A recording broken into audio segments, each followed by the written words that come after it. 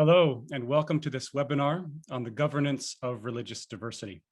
This event is being hosted by the Georgetown University's Berkeley Center for Religion, Peace, and World Affairs in partnership with the Transatlantic Policy Network on Religion and Diplomacy, the TPNRD.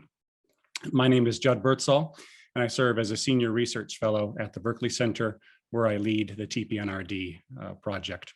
The TPNRD fosters collaboration among diplomats and other government officials who are the point people on matters related to religion within their respective foreign ministries or multilateral organizations. And the TPNRD is generously funded by the Henry Luce Foundation. Well, today I'm delighted to be joined by the two co-editors of this new Routledge Handbook on the governance of religious diversity, and I'll introduce our speakers now. Professor Anna Triandafyllidou holds the Canada Excellence Research Chair in Migration and Integration at Ryerson University in Toronto.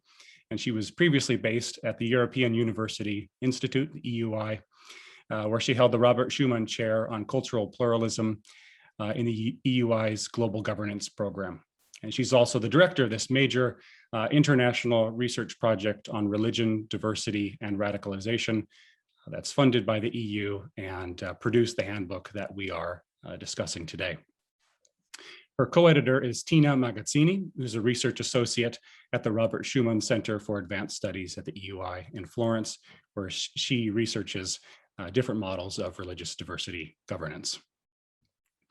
Before we hear from our speakers, just a couple of housekeeping items.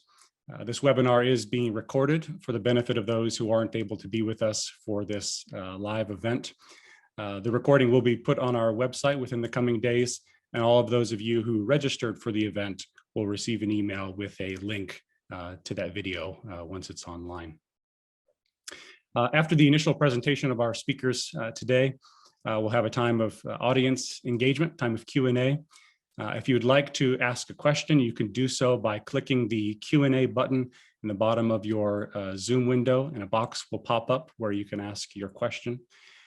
Please do be as brief as you can be so we can get through as many questions as possible. You can also list your institutional affiliation if you like, and you can let us know to which of the speakers you are addressing your question. We will conclude at the 1 hour mark. Well, now it's my pleasure to turn things over to our speakers. Anna and Tina, congratulations on the publication of this new book, and we look forward to learning more about it.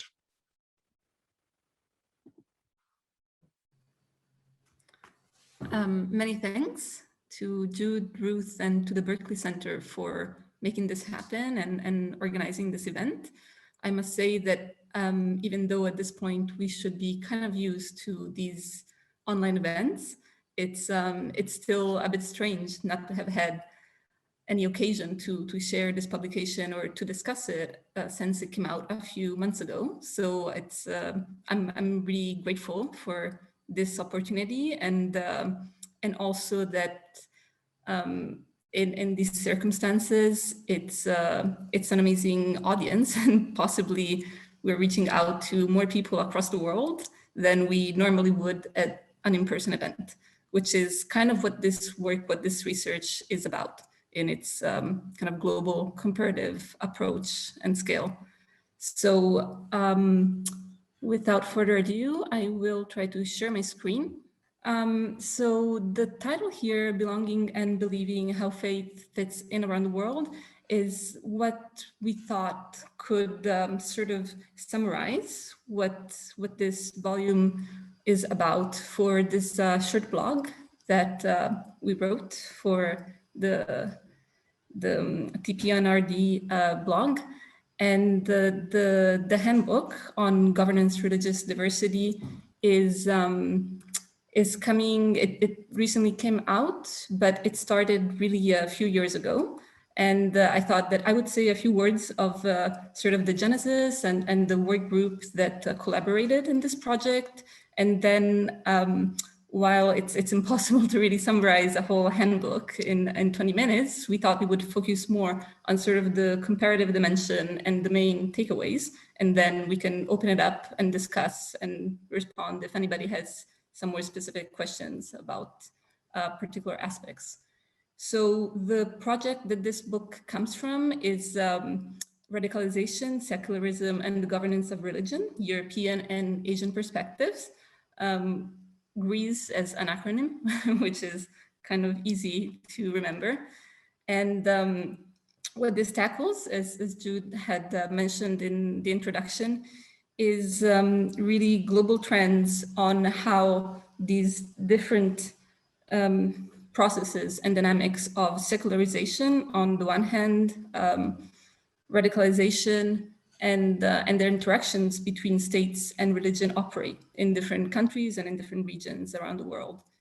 So we are looking on the one hand at freedom of religion, and this usually the US is what comes more to mind in terms of putting a strong emphasis on individual freedom to express one's belief in the public sphere, and freedom from religion, whose extreme we're maybe seeing in France in terms of what is regulated, the individual freedom to not have to follow certain religious norms or rules. And the scope or the geographical dimension of the project, which also reflects in the volume, is quite broad. It does not include the Americas, but as was also mentioned, this is a European funded project. So the initial call that this fell under was on global trends of secularization and the role of Europe under strengthening Europe's position in the global context. So on the one hand, we have a number of partners and researchers working in Western Europe, in Southern Europe, in Central Eastern Europe, and Southern Eastern Europe.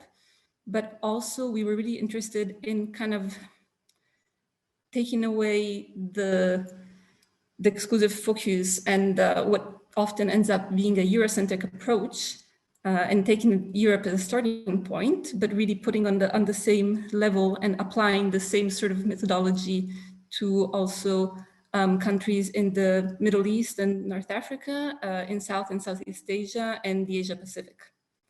So in all this very different context, we looked at historical trends, current practices, norms, and institutions. And the way that we did so, it's initially starting from a sociological reflection on what can be viable forms of state-religion relations and the governance that allow for pluralism in different countries. And the objective of the book on the whole is to provide a critical overview of these relations and of the different approaches in these different areas. So what we wanted to get at was how clearly in Europe, we cannot say that this is the model that has necessarily worked best, at least considering recent events of tensions, radicalization attacks, etc. So we wanted to see beyond political secularism, what can we learn from different experiences? And in terms of process, how we constructed the volume, these chapters are stemming from country reports. So we have different partners in this project scattered around these many regions. And so different authors looked at legal norms, institutions, policies, and practices that regulate state-religion relations in the countries that they were looking at. And the way of doing this is really through a qualitative approach. So this is not an attempt at ranking countries by who does things better or according to an ideal type, but rather using a similar structure to assess how things have evolved and moved differently in different countries. And this, what we end up with this is basically a thick description of the religious diversity across the world. And this structure follows quite broadly. Of course, there are some differences, but generally, all chapters are constituted by an introduction. They go over the socio-demographic context of the country, assess the trends and challenges relative to state-religion relations, then provide a historical overview of relations. And often this also deal with a history of colonization, for example. then move to look at the current regulatory and constitutional framework. So how the legal norms addressing religion are embedded in the constitution or in the main legislative rules.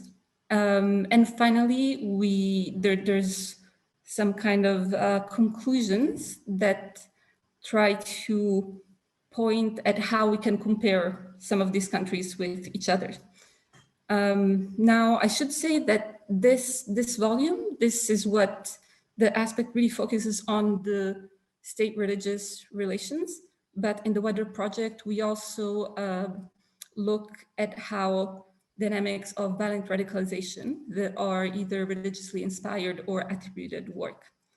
And so on the website of the project, which we have in the last slide, also, if anybody were interested and cannot go through the whole book, we did kind of try to consolidate and have little country profiles of a 4-page for each country, in which we kind of try to summarize what the main findings are for each country.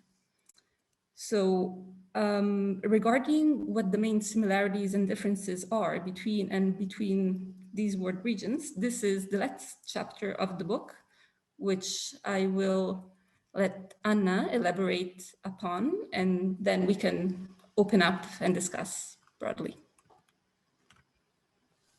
Yeah, thank you very much, Judd, for inviting us to this webinar, and thank you, Tina, for introducing actually the background of the volume. Let me take this opportunity to first of all thank again, the European Commission Horizon 2020 program that funds the research project Greece. Nothing to do with the movie, but we just, as Tina said, we thought it's an easy acronym to remember. So I was saying the Horizon 2020 program, but also particularly all our project partners, which are scattered in the world regions that Tina just shown, because this is really a collective endeavor, and it just so happens that we are the editors of the book, but the book wouldn't have been there without our colleagues in these different countries. I also want to say that, again, as Tina said, what really motivated the project and the handbook is the idea of looking outside Europe and North America. Actually, North America is not included, and looking into different parts of Asia, the Middle East, North Africa, to see what we can learn from these countries in terms of how they govern religious diversity. And there is an underlying actually question for the project, and to which we feel the handbook gives a first answer, which is, are there ways to govern religious diversity that can prevent religiously attributed violent radicalization, and that these ways are not actually the moderate secularism we know in Europe? And this is, of course, still an open question. And, please keep an eye at our website, because we will be publishing on this, in the coming year. But going back to the handbook, what we realized is that we need really to distinguish between countries that have weak and strong ties between religion and the nation, and also between countries where historically one religion is dominant and multiple religions are historically related to the nation and the nation state emergence. And you can of course think that we're looking into very different countries within Europe. So countries that historically have existed as nation states for a long time, countries that have formed in the late 19th century. And of course, for instance, the Central Eastern and East Eastern European countries, including Russia, that emerged from a communist period where religion was kind of really marginalized. And then that we have countries that emerged from colonialism, and where state formation followed actually quite a different path. And Tina, if you can go to the next slide. So, of course, when we look at the theoretical, difference between, having one or strong or weak ties, we realized it was important to look at the actual reality on the ground, because it's different when you're speaking about a country where the presence of religious minorities is relatively small, and it's different when you speak about countries where the presence of religious minorities is large.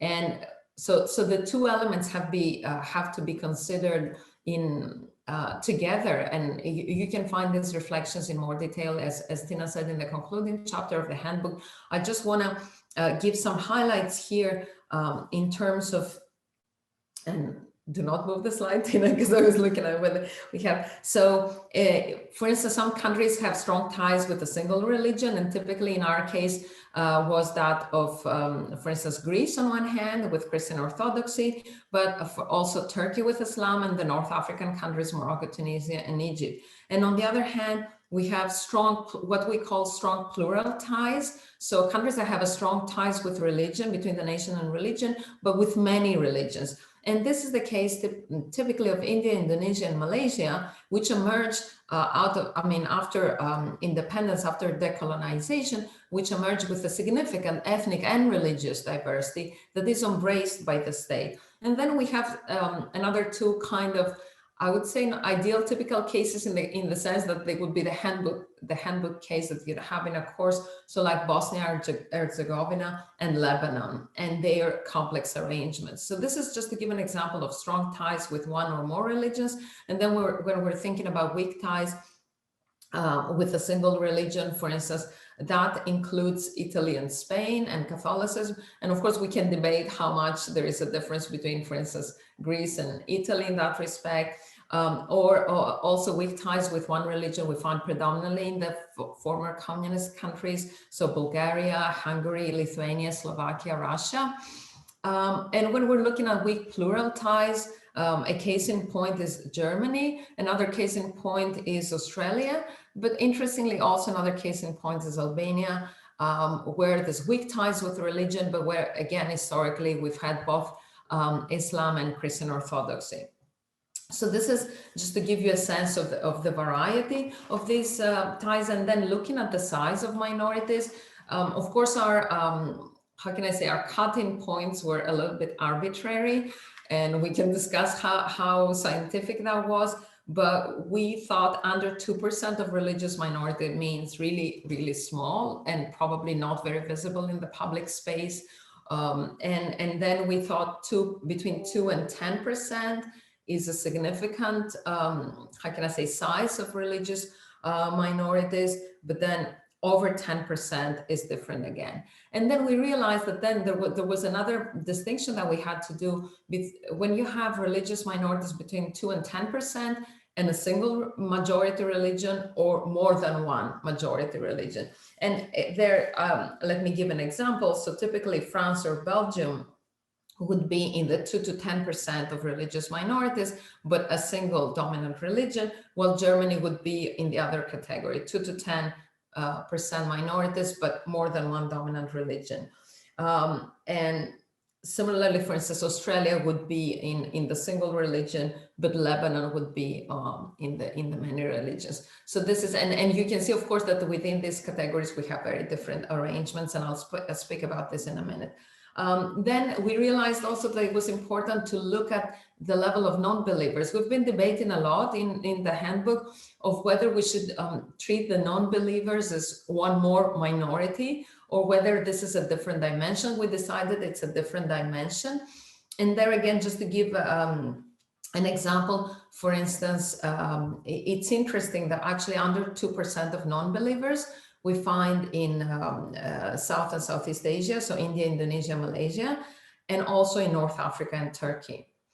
And over 20% of non-believers we find typically in Europe and Australia, Western Europe, I would say, Italy and Spain too, and that might come as a surprise, and Australia.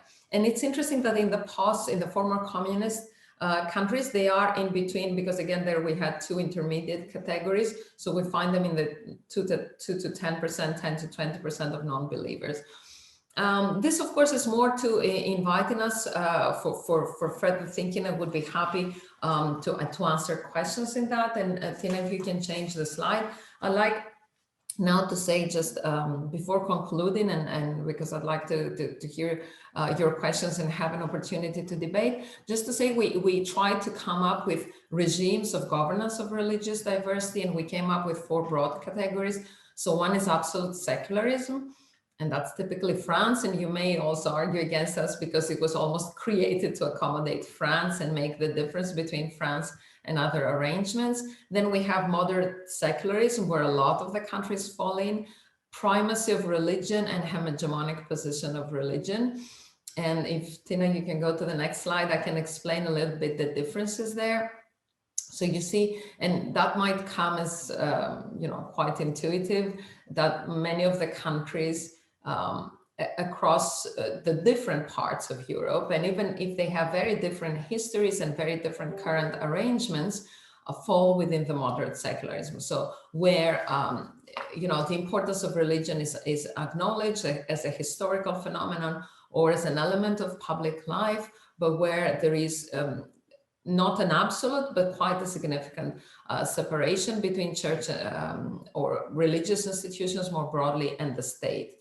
And again, there can be different accommodations, and you can find all the details in the specific country chapters about constitutional arrangements, specific policies and their implementation to accommodate, for instance, things like religious education, etc.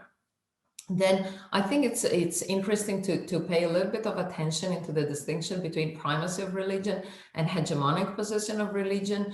And you may argue that we're walking really a thin line. We had a lot of discussion of where Malaysia stands by comparison to India and Indonesia. And I want to say that this is really a distinction that has to do also with recent developments. So as I said before, all three countries, for reasons that had to do with their own ethnic and religious composition and their history and their emergence from after colonialism with independence, they have embraced their diversity and they have almost turned it into a national identity. This is particularly the case of Indonesia. The interesting thing is, for instance, that in the Indonesian constitutions, it's not foreseen that a citizen of Indonesia can have no religion. Now, there's no prohibition of being an atheist, but it's just kind of not foreseen. So there is a lot of accommodation of different religions, but kind of there's no conception of being an atheist. India has a very complex, system of representation, and particularly of deep accommodation of religion, acknowledging that that India is religiously very diverse, having emerged from a traumatic partition with Pakistan, and also acknowledging that religion is a very important aspect of people's lives. It's not like any other identity. So it is important to give space to it in the public domain, and that's where India is different from the different versions of European moderate secularism, and we can debate about this. Now, Malaysia would resemble Indonesia, only that in recent times there's been given, or in the politics of Malaysia, there's been kind of a more forceful affirmation of Islam as the majority identity, and there's been issues in the institutional and actual practical arrangements that have kind of made Islam dominant and have reduced the element of diversity accommodation that existed in the country. And that's why we have decided to put Malaysia in a different position. Then again, the same, I think, distinction arises with Morocco on one hand and Tunisia on the other hand, and Egypt, where you might say, oh, why did you put Egypt in moderate secularism? You have to acknowledge that we are evaluating Egypt at the current time, where there is a government, there is an authoritarian government that declares itself as secular. And probably if we had accommodated, if we had evaluated Egypt between 2011 and 2013, we would have come up with a different classification. Then looking at Tunisia and Morocco, the difference that we see is that in Morocco, the king is also the supreme leader, supreme religious leader. While so maybe policies and practices on the ground may have some small differences with Tunisia, we felt that this was an element that needed to be acknowledged. And of course, this is a classification that is live and can be changed. I think, there would be a lot of things to say on the other countries, but in the interest of time, I'll stop here, and I'll be happy to have, some further discussion and questions. And thank you very much for your attention. Great. Well, thank you so much, Anna and Tina, for that very helpful overview of the origins and maybe we can structure. take on the slides. Yeah. Yeah, want to slides down. Yeah, thanks to both of you for the presentation, and I'm looking forward to our conversation now. Again, to the audience, you can click on the Q&A button and type your question there. You can direct your question to one or both of the panelists, and you can let us know your institutional affiliation if you'd like. I have just a couple of questions that come to mind to get our conversation going. The first would be, I'm curious about the phrase and the framing governance of religious diversity, how you selected that framing, what the advantages are of that framing as opposed to something more specific like religious freedom or freedom of religion. Tina, you mentioned that freedom of religion has a bit of an American ring to it, or freedom from religion, a bit of a French sound to it. So I'm curious about this phrase, how you selected it and what the advantages were in terms of the research that you did. Yeah, I think we wanted to steer away from this freedom from and freedom of religion kind of debate and contradiction. And I think we wanted to emphasize that what we're looking at is at the governance of religion, so state, religious institutions, relations, and mutual accommodation and arrangements, and with a particular concern of what happens to minorities. So it wasn't just about religion, it was about what happens to minorities, because I think what we have seen, at least in Europe, and I would say partly also in North America, with the rise of religiously attributed, violent radicalization, is that there is something that is not working probably in the way we accommodate religion and in the way we accommodate maybe Islam, but also other new religions, and that needs to change. So it's more about diversity. It's about how history impacts our current processes and institutions. Yeah. Thank you. Another question would be, you mentioned that this project is not intended to produce scores or rankings, has more of a qualitative feel to it, even though there's a set structure to each of the country studies. I'm wondering there too, how you selected that approach and how your method might complement and might in some cases challenge some of the more quantitative approaches that people might be familiar with. So I'm happy to answer this. I should say also that this volume and these chapters are kind of part of a broader project in which we are also engaging with some other methodologies. So for instance, more or less at the same time in which authors were working on collecting data and on writing up these chapters, we were also asking them to help us compile some more quantitative indicators, which are also available on the project's website. Now, I think that the added value and the important dimension of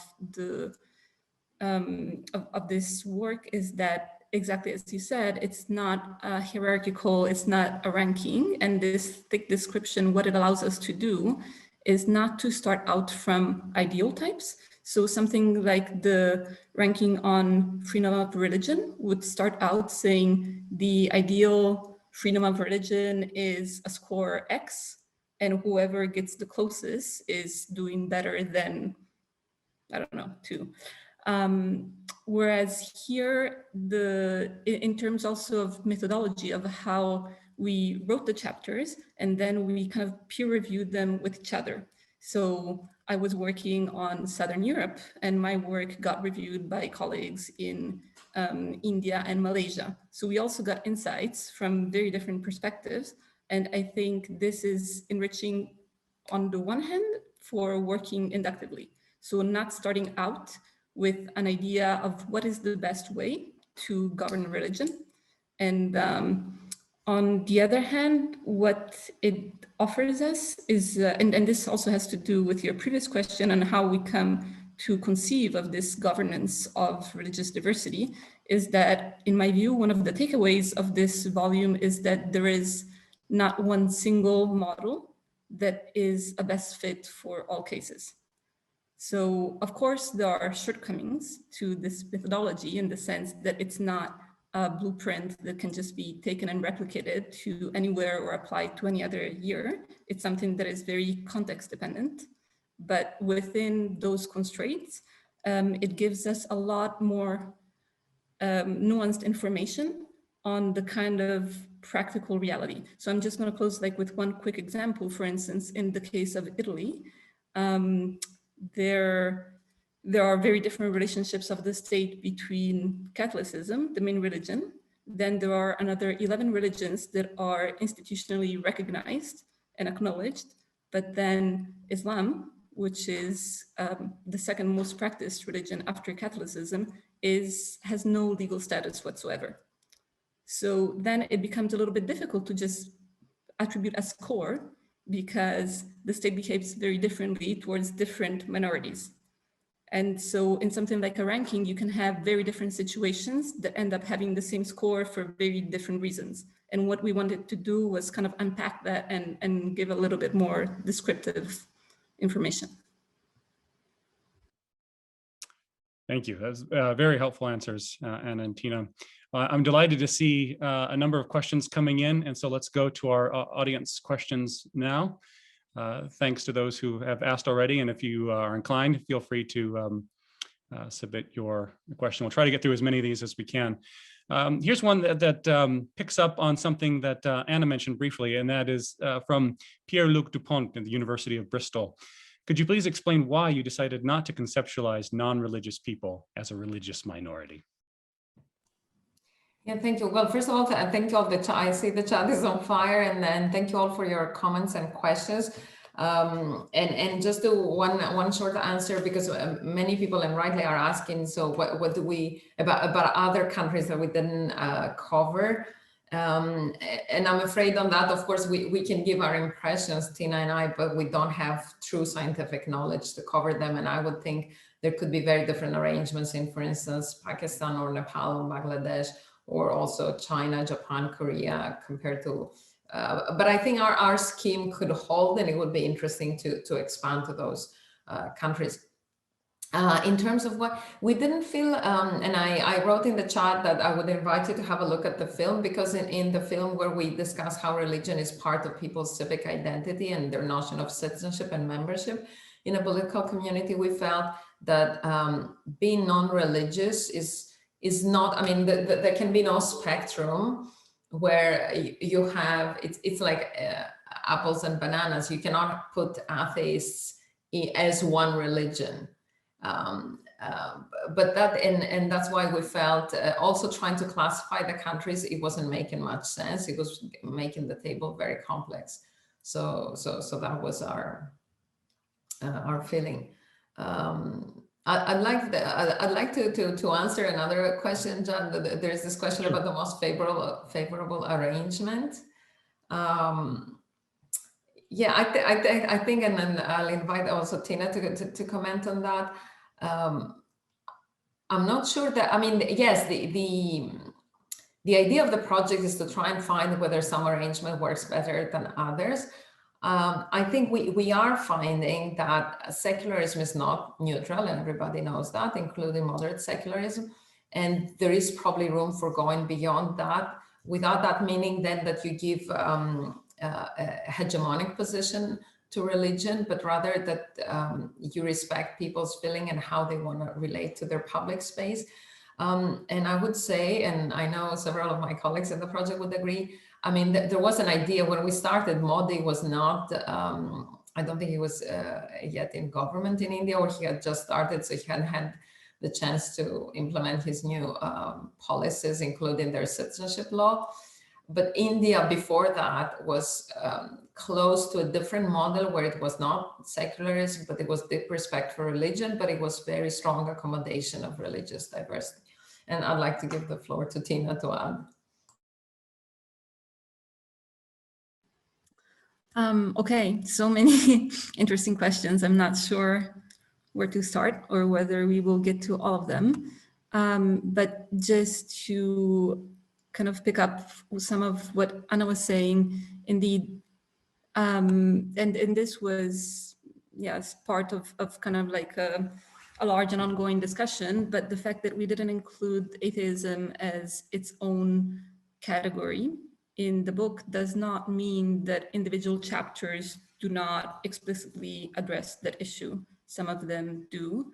And also in some of the work that we were doing in parallel to this handbook. So the films that Anna mentioned, for instance, that could also be used as teaching resources or material that while we were shooting them, we're really trying to humanize and get different perspectives from different minorities, even within one country.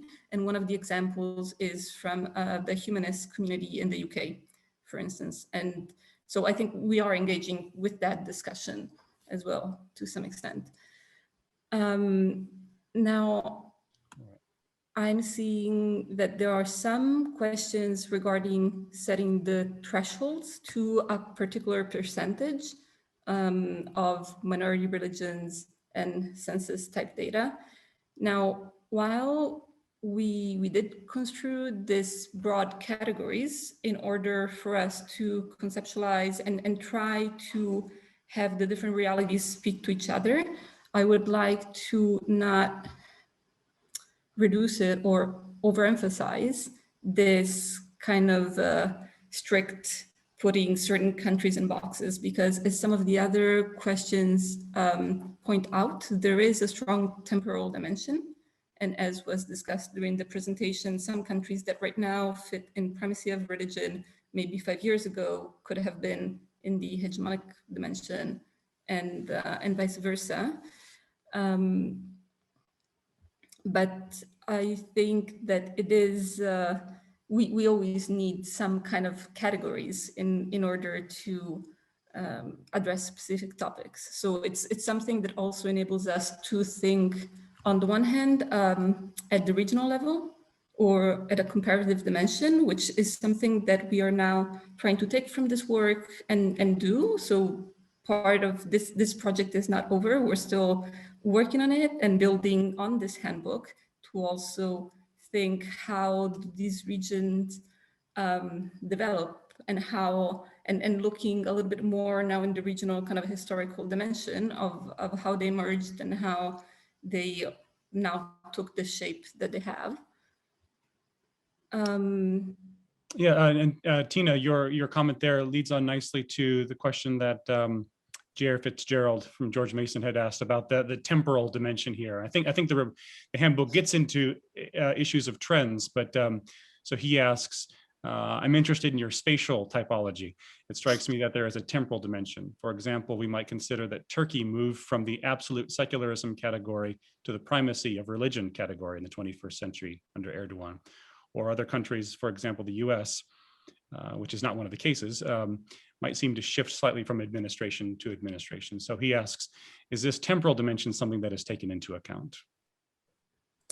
Well, yeah. One of the, I can also leave, well, just briefly, and then I allow Anna to respond, but like there is one section in every chapter which addresses the historical trajectory of the country, obviously with an eye to the trends and challenges of religious diversity governance. So typically the way that we have looked at it is from state formation. So there's only so far back that one can go in a book chapter. And we're not doing this categorization for a country at every point in time. So it's more offer a historical perspective of what has changed from a political, legal, institutional point of view, and also socio-demographical one, and then assess what the current situation is and what we see the trend developing into. So this is just as a general kind of outline that we proposed all authors took. Yeah, just to say specifically about Turkey, yeah, I think that is correct, but I wouldn't think that Turkey was an absolute secularism country. I know Haldun Gulal is among the audience, and it's a pity that this format doesn't allow for Haldun to respond. I don't think he can write in the chat. I don't know if he can write an answer to the questions. My view is that Turkey was a moderate secularism, Yeah, and has moved. I mean, we can, but we could debate that. Yeah, and these are ideal typical categories. Thank you. Question from Jos Stauma, who's the Special Envoy for Religion and Belief for the Netherlands. He asked, how would you differentiate your work from the annual US Earth report? It's much better. No, our scope is not to give an update of what has changed every year. Our scope is to provide an analytical discussion, what we call a thick description of how do you, as Tina said, what is the history? I mean, what were the institutions and the laws initially, how they have evolved, what are the practices, and try to assess each country, what kind of a job they're doing. We're not particularly focused on freedom of religion. As I said, this is not our focus. And it is, what we have realized is that, looking at constitutions, you find one thing, and then looking at the practice, you find another. And I think, for instance, that is typical for the former communist countries, which emerging from a period of a relative suppression and oppression of religion, they came up with very democratic constitution, knowledge and religious diversity, minorities, etc. But we know that the realities on the ground are different. And actually, I've pointed out one of the answers, and if you want, we can debate specific countries, that we have done state-religion relations indicators. And there you can see also our assessment of different policies and their implementation. Thank you. An interesting question from Jonathan Chaplin, who was my former colleague at Cambridge University, getting at what you mean by governance. So I'll read his question here. Under governance, you presumably mean political via the state and its organs, not social via other institutions such as religious, educational, media, etc.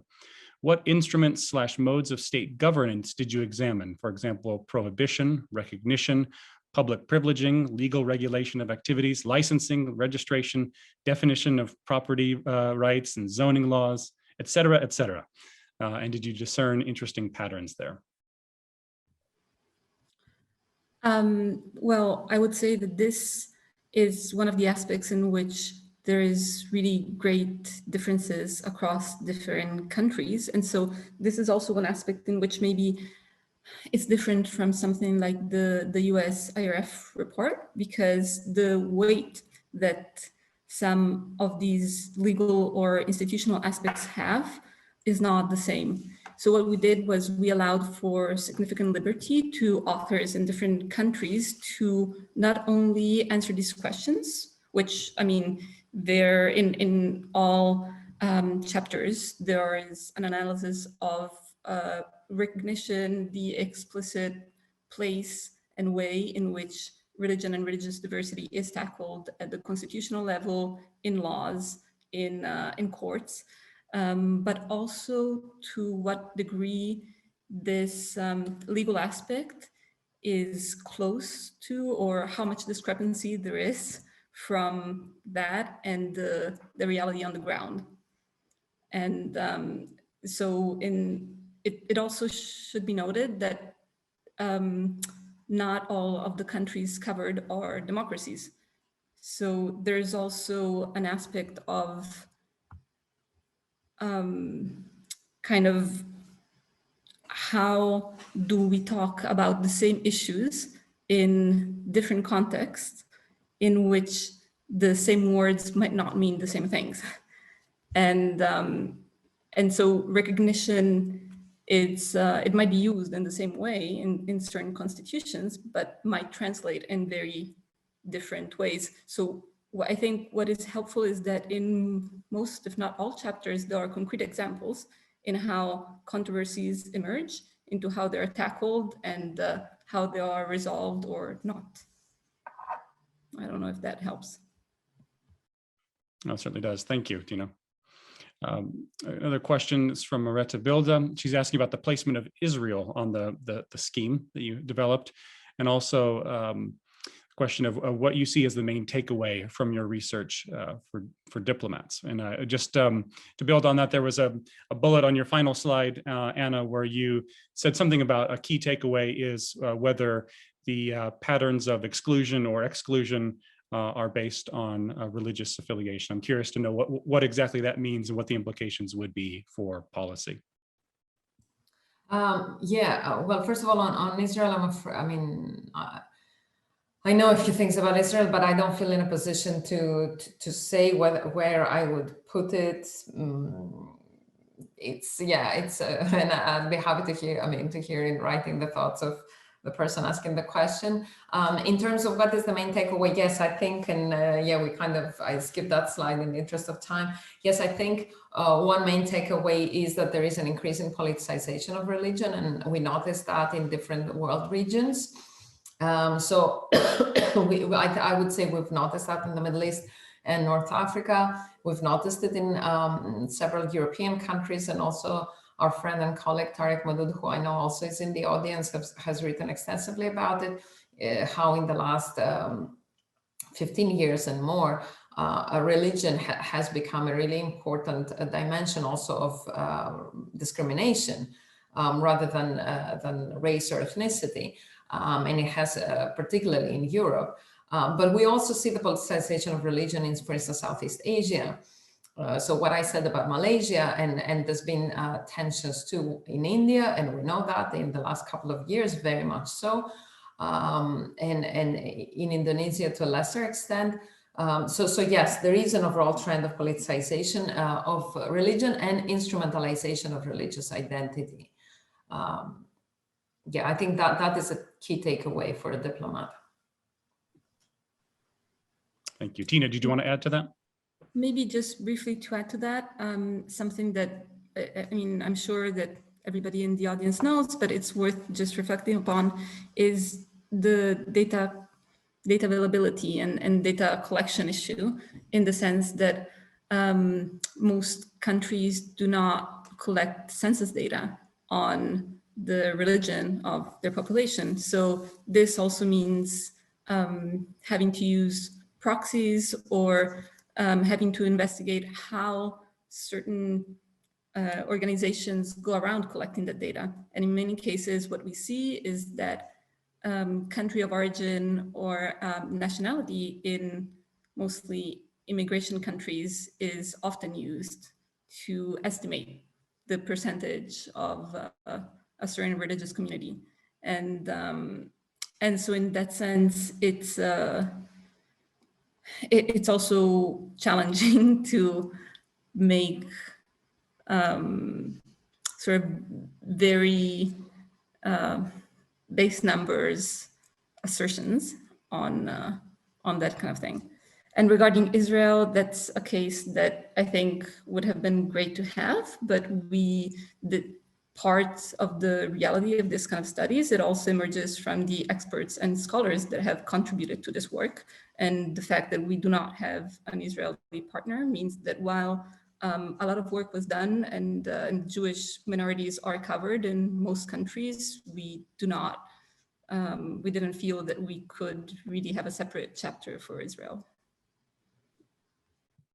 Thank you. Tina, your comment about the challenges around data collection leads on to a question I see from Alistair MacDonald Radcliffe, who's with Accordia and with the Anglican Church. Yes, two questions. One is, how difficult was it to ensure the methodological and practical uniformity needed when working with so many different partners? And then his second question is, how easy is it, this has been touched on a little bit, but how easy is it to justify a spectrum where secularism can be absolute but not hegemonic, while religion can be hegemonic but not absolute? Yeah, that was I had noted down this question, but I wasn't sure how to answer. In terms of working together with the partners, our partners are wonderful, but these projects, of course, these cooperation projects are always a challenge, because you have to bring together very different actually realities and even different academic cultures. And I'll tell you, for one thing, for instance, when we try to construct the state-religion relations indicators, we had very important discussions, for instance, with our colleagues from India, Indonesia, and Malaysia. with regard to the meaning of the categories and the extent to which certain categories applied to European countries and South and Southeast Asian countries in the same way. It's a little bit, if you will allow me, like the notion of left wing and right wing, that is not the same in different countries. But I think we have achieved quite a lot of coherence, and Tina actually explained in the very beginning how the book is really organized in a very cohesive and in parallel way, so that each chapter answers the same question. And we hope that this is useful. In terms of secularism can be absolute but not hegemonic, but religion can be hegemonic but not absolute. I'm not sure I understand what is the difference between absolute and hegemonic. So if we think about French secularists being absolute but it's not being a hegemonic, I think quite a few people from religious minorities in France, they would think it's also hegemonic. And I would think if we're thinking of religion as hegemonic, so say Morocco or Malaysia, I see that I mean, it's both hegemonic and absolute. So I'm not sure if this is a game of words, but I don't know if Tina can illuminate this further.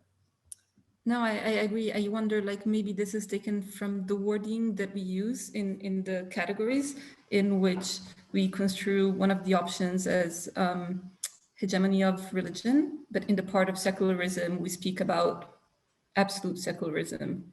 But I completely agree in the sense that I don't see these two terminologies. We could call them like two extremes or two stronger versions of either secularism or the role of religion. But there certainly wasn't kind of a conscious thought behind the choice of absolute or hegemonic. Thank you. There's we just have a few minutes left. I want to take two questions together because they get at a bit of the same thing around categories of minorities.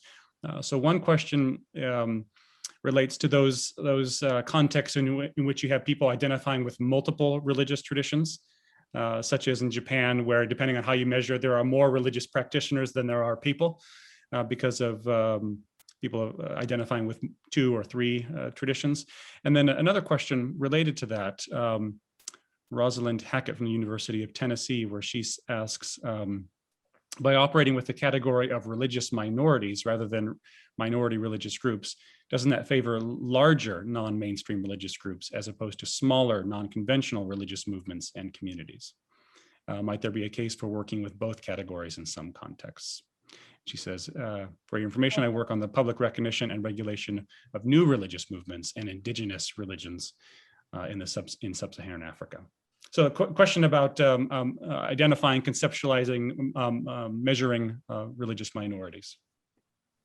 Yeah, I have to say, certainly there is an underlying focus in the project on the relations between secularism and Christianity, different denominations within Christianity and different denominations within Islam. However, in the single countries, we did cover new religions, like, for instance, Scientology, or where the Jehovah's Witnesses are not a new religion, but in the sense of smaller religious minorities. We didn't particularly focus in kind of new religious movements or spiritual groups as such, even though when assessing the legal framework or the practices, and where there was, for instance, a particular case, and I've mentioned this as an answer, I think, to another question.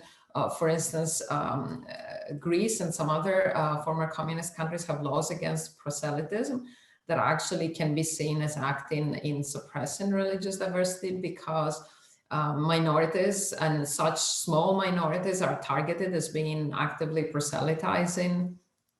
And there's been legal battles, including with the European Court of Human Rights, in this respect. So we don't, I wouldn't say we make a big distinction between using these terms. We felt religious minorities was an appropriate term. The other thing that we do specify in the book, and it is a case in many countries, where they make a distinction between, for instance, the majority religion or the officially recognized religion, then historically recognized religions or non-religions. Different countries use different terms. And usually these groups are given particular privileges, like being allowed to collect taxes, you know, or being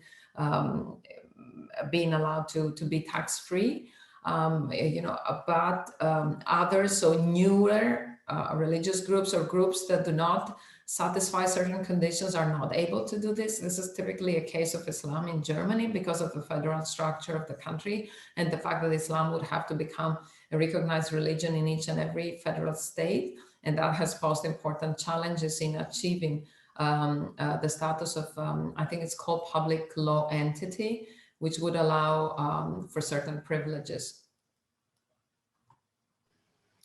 And briefly, just adding onto that, I think this is interesting. I hadn't thought about minority religious groups as opposed to religious minorities as a formulation. But I think what happened in most cases, in most chapters, is that as authors, we adopted or used the main terminology that is typically used in the country and the legislation, etc. So this, to some extent, one can also argue that it might lead to a bias in the sense that if countries do discriminate and classify different groups, different religions by how long they have been present on the territory, for example, it also leads to questions on when is it that a new religion can stop being seen as such. And so we see it in certain countries such as Spain, for example, that there is a whole process of application by which you need to show how widespread the religion is, that there are a certain number of places where it is practiced, etc. But yeah, all very good food for thought. And regarding, sorry, the examples in which there are, or there could be more people practicing a religion than citizens, so of this overlapping or practicing of many religions, I think this is something that is definitely under researched, and it would be interesting to explore more in depth. What we were focusing on when looking, for example, at the case of Indonesia is that the very concrete and practical consequence of being categorized or labeled or fitting within a religious community is that the law that you have to follow is the one that applies to that community. So in that case, you are kind of forced to choose one, even though you might practice more than one, but it's sort of like for the purposes of the state, you still need to fit into one main category.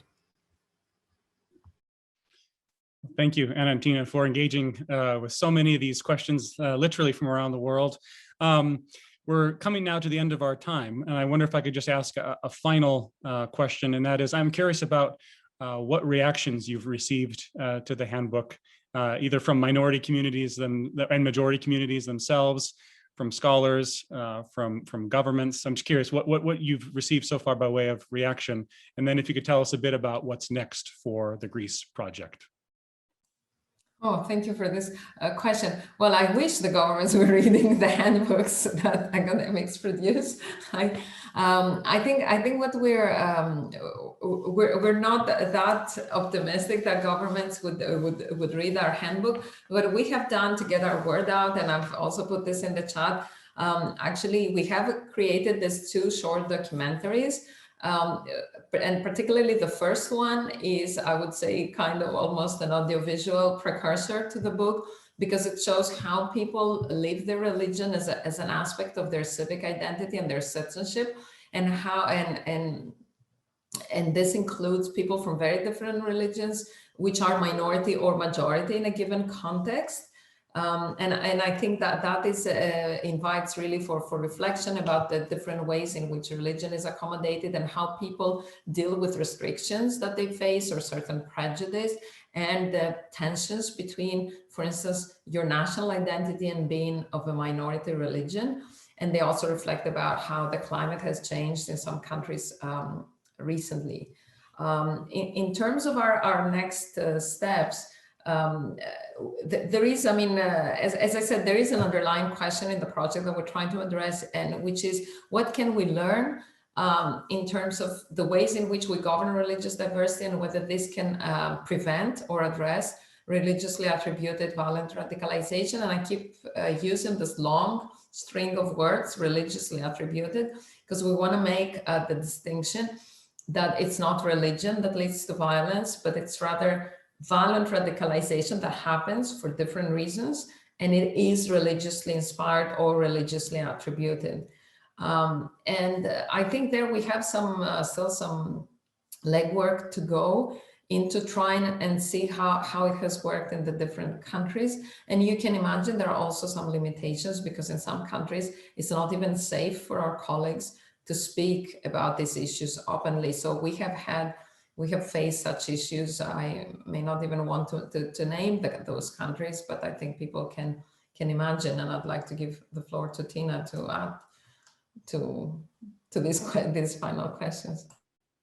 Yes, no, I think like Anna covered most of it, and really what one can hope to get out of this handbook is to connect this sociological reflection or thick description on how these mechanisms operate, and sort of policy questions on, so from here, how do we manage a reality that cannot necessarily be measured according to what some of the Eurocentric, I think, assumptions are sometimes, that we are moving in a straight line towards a more and more secularized world. And I see that like one of the questions was also bringing in any takeaways for diplomats. So I'll take this opportunity to put a plug in to something that we are currently in the process of organizing. We will have 4 policy online workshops taking place between May and June, that it would be great to have input and feedback from diplomats and policymakers. And so what we are trying to do is really to create spaces and opportunities for dialogue and learning reciprocally. Of course, 1 hour is never enough time, but I think the great kind of questions and feedback that we're receiving right now goes to show that there really is a need for more of these kinds of conversations. Indeed. Yeah, if the questions that we got are any indication, there's a great deal of interest in the research that you're doing. And I want to thank you for being with us today, sharing your time, sharing your insights, and for engaging with our audience so fully. And to all those who did log on, thank you for being with us. Thanks for asking your questions. I'm also grateful to my colleagues at the Berkeley Center for making this event possible. Again, the video will be posted online within the coming days, and you'll get an email with a link to that. But thank you all for participating. Bye-bye.